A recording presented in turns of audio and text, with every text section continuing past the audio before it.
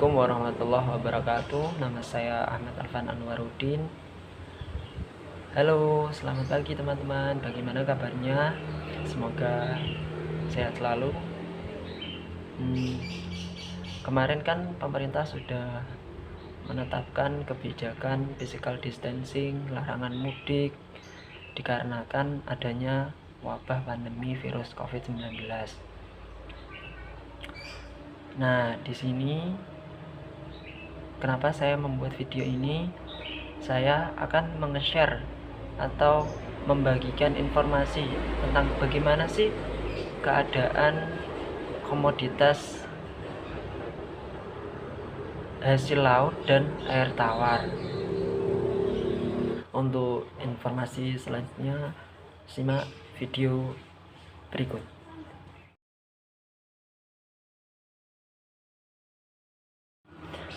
Nah, pokok bahasan yang akan kita bahas kali ini yaitu antara lain kondisi existing, peluang dan ancaman komoditas hasil laut dan air tawar dengan adanya wabah COVID-19, terus kebijakan pemerintah mengenai komoditas hasil laut dan air tawar dengan adanya wabah COVID-19, serta pendapat dan strategi yang harus dilakukan untuk menghadapi wabah COVID-19 agar komoditas hasil laut dan air tawar tetap stabil. Kondisi existing komoditas hasil laut dan air tawar. Dari hasil pengembangan yang diperoleh dengan pendekatan sistem agribisnis pada subsektor perikanan yaitu hasil laut dan air tawar, diperoleh peningkatan yang signifikan dan dapat meningkatkan pendapatan negara yaitu produk domestik bruto. Hal ini dapat dilihat pada diagram berikut. Dari diagram berikut yaitu kehutanan sebesar 4%, peternakan dan hasil lainnya sebesar 12%, tanaman perkebunan sebesar 13%, perikanan sebesar 21%, dan tanaman bahan makanan sebesar 50%. Gambar ini menunjukkan kontribusi PDB perikanan terhadap PDB pertanian tahun 2012 yang bersumber pada Badan Pusat Statistik. Jika dilihat dari diagram tabel tersebut, subsektor perikanan menempati peringkat kedua setelah tanaman bahan makanan. Jadi, untuk sumbangsi terhadap penghasilan PDB nasional Indonesia itu sangatlah besar dan tidak dapat dikesampingkan. Produk perikanan pun dari waktu ke waktu, mulai dari tahun ke tahun, itu menunjukkan peningkatan yang sangat signifikan. Bukan tidak mungkin 10 tahun ke depan atau 20 tahun ke depan, dengan luasnya wilayah kelautan yang ada di Indonesia ini, perikanan akan menyumbangkan pendapatan terbesar nasional Indonesia. Jadi sangatlah mungkin Indonesia akan menguasai ekonomi dunia dengan hanya bermodal pada subsektor perikanan ini. Jadi untuk kedepannya ekonomi Indonesia boleh jadi atau bisa jadi akan bergantung pada subsektor perikanan ini.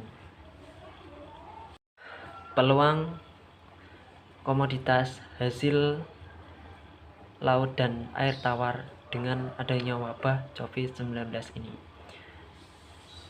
Dengan adanya wabah COVID-19 ini, pemerintah menetapkan peraturan yaitu physical distancing dan larangan mudik.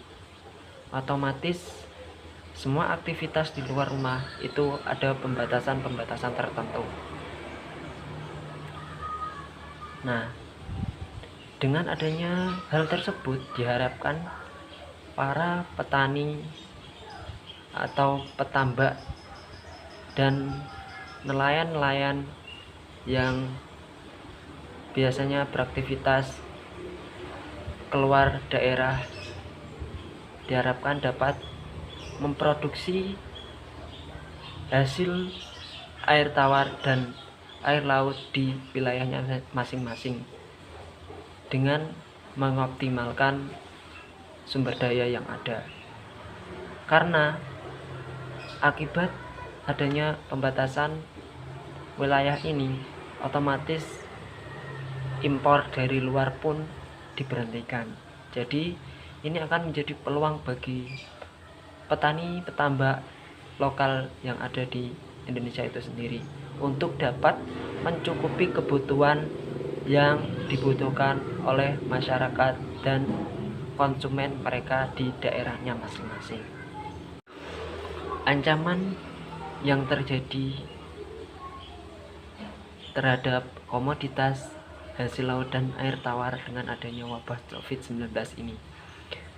Yang pertama, kurangnya ketersediaan ikan dalam suatu daerah karena adanya pembatasan aktivitas pendistribusian ikan itu sendiri. Yang kedua, hilangnya sebagian mata pencaharian penduduk upah harian. Yang ketiga, ketidakstabilan perekonomian negara. Jadi diharapkan untuk para produsen dan konsumen dapat memaklumi hal itu dan dapat memaksimalkan sumber daya yang ada di daerahnya masing-masing. Kebijakan pemerintah terkait komoditas hasil laut dan air tawar dengan adanya wabah COVID-19. Yang pertama, kebijakan pokok. Kebijakan pokok yang pertama yaitu membangun kedaulatan yang mampu menopang kemandirian ekonomi dalam pengelolaan sumber daya kelautan dan perikanan. Kebijakan pokok yang kedua yaitu menerapkan prinsip-prinsip pengolahan sumber daya kelautan dan perikanan yang bertanggung jawab, berdaya saing, dan berkelanjutan. Yang ketiga, meningkatkan pemberdayaan dan kemandirian dalam menjaga keberlanjutan usaha kelautan dan perikanan. Jadi, kebijakan pokok ini difokuskan untuk membangun usaha atau kedaulatan agar dapat tetap konsisten, dapat tetap berkomitmen untuk tetap menghasilkan produk yang berkualitas, produk yang dapat dinikmati oleh konsumen tanpa harus mengecewakan,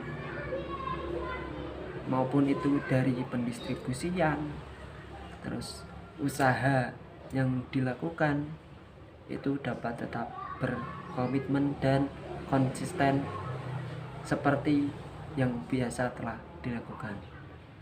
Yang kedua yaitu kebijakan lintas bidang. Kebijakan lintas bidang yang pertama yaitu pensetaraan gender, baik pria maupun wanita itu sama dalam hal berusaha dalam bidang kelautan dan perikanan. Yang kedua, pembangunan wilayah. Jadi, pengoptimalan wilayah di sini sangat ditekankan. Yang ketiga, adaptasi perubahan iklim. Yang keempat, tata kelola pemerintahan yang lebih baik. Jadi, kebijakan lintas bidang ini menekankan untuk pemberdayaan masyarakat yang ada dan perbaikan peraturan-peraturan pemerintah atau sistem yang ada di dalamnya menjadi lebih baik. Pendapat dan strategi yang harus dilakukan pemerintah terhadap isu komoditas hasil laut dan air tawar terkait adanya wabah COVID-19. Yang pertama, pemerintah harus mempersiapkan kebutuhan penduduk akan laut pengganti ikan jika ingin memberlakukan kebijakan pembatasan wilayah. Yang kedua, pemerintah harus bekerja sama dengan para influencer dan konglomerat untuk memenuhi kebutuhan penduduk upah harian di Indonesia. Dan yang ketiga, pemerintah harus dapat bekerja sama dengan para tokoh masyarakat agar mereka dapat menyampaikan kebijakan yang telah diterapkan kepada masyarakat. Jadi, pendapat saya di sini itu yang pertama, pemerintah jika ingin memberlakukan pembatasan wilayah itu harus mengoptimalkan sumber daya yang ada untuk dapat memenuhi kebutuhan di masing-masing daerah. Yang kedua, pemerintah harus menggandeng para influencer, para konglomerat untuk dapat bergotong royong memenuhi kebutuhan rakyat upah harian. Jadi di sini difokuskan untuk membuka lebar-lebar, membuka sifat kemanusiaan kita.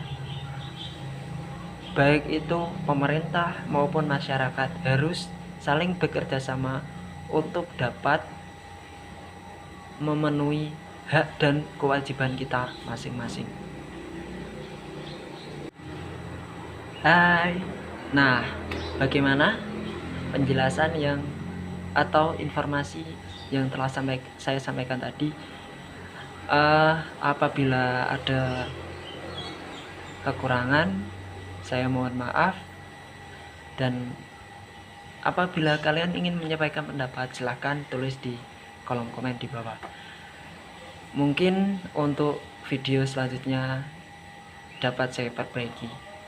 Jadi tetap jaga diri kita masing-masing, jaga orang-orang di sekitar kita, dan tetap saling mengingatkan bahwa sangat penting untuk menjaga kesehatan, kebugaran, dan keberlanjutan kehidupan manusia di bumi tercinta kita ini.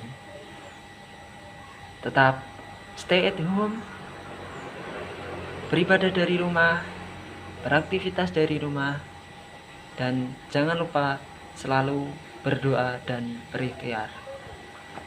Cukup sekian yang dapat saya sampaikan. Wassalamualaikum warahmatullahi wabarakatuh.